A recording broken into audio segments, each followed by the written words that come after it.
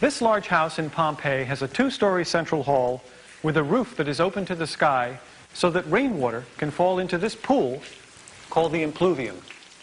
The water then goes through this hole into an underground tank where it is stored until needed. We're in the home of Paquius Proculus, a local government representative and the owner of several small businesses. Most Roman houses of this size faced inward, away from the street noise. The sleeping rooms and dining rooms were in this, the atrium area of the house. But the most impressive part is out here.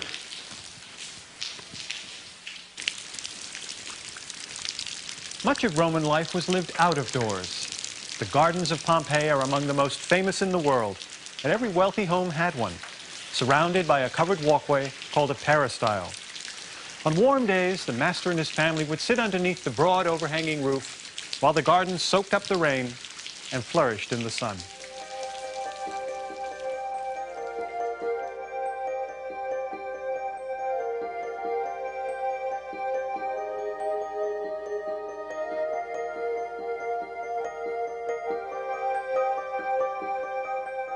If you were well-to-do and lived in a prosperous city like Pompeii, that was about as good as life could be in the ancient world. In fact, you could even use your house as an extra source of income. Ground floor rooms that faced the street were often used as shops and rented out by the owner.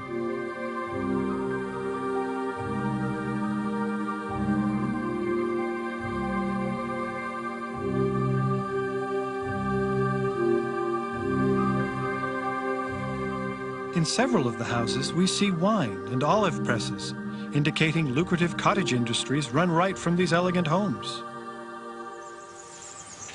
What made the wealthy domestic lifestyle work so well, however, was slave labor.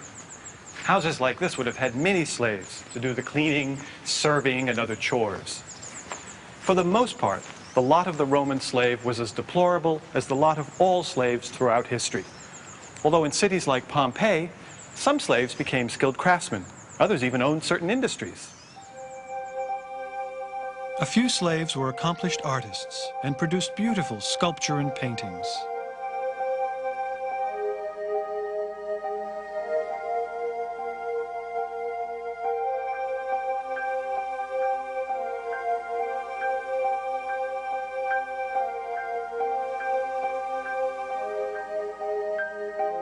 This impressive residence was once owned by the Vettius brothers, who we think had once been slaves.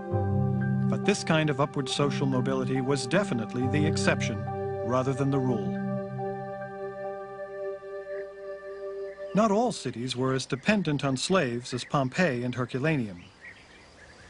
Ostia was a working-class town, a major commercial city, and the principal seaport to Rome. Though it's silted up now, the river was once lined with ships laden with cargo. At its height, Ostia boasted many warehouses, like this one.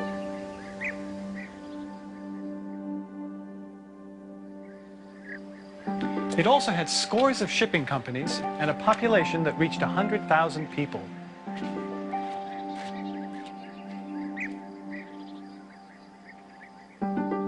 Instead of the lavish townhouses we saw in Pompeii, most people lived in apartment buildings called Insulae, which actually translates as islands.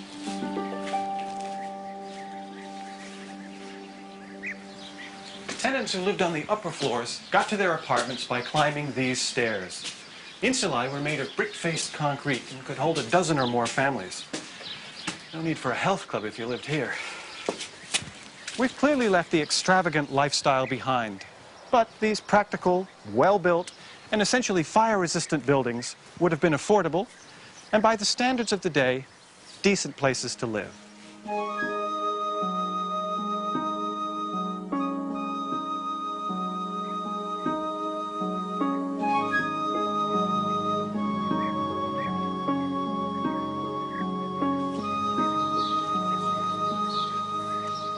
This bar on the ground floor of an apartment block had an excellent view of the street and offered a wide variety of wines for sale. Thank you. And remembering our practical Roman planners, There were public toilets located conveniently throughout the city, with separate facilities for both men and women. And on that matter, at least, there must have been some equality between the sexes, because archaeologists haven't been able to tell which room was which. I hope I'm in the right one.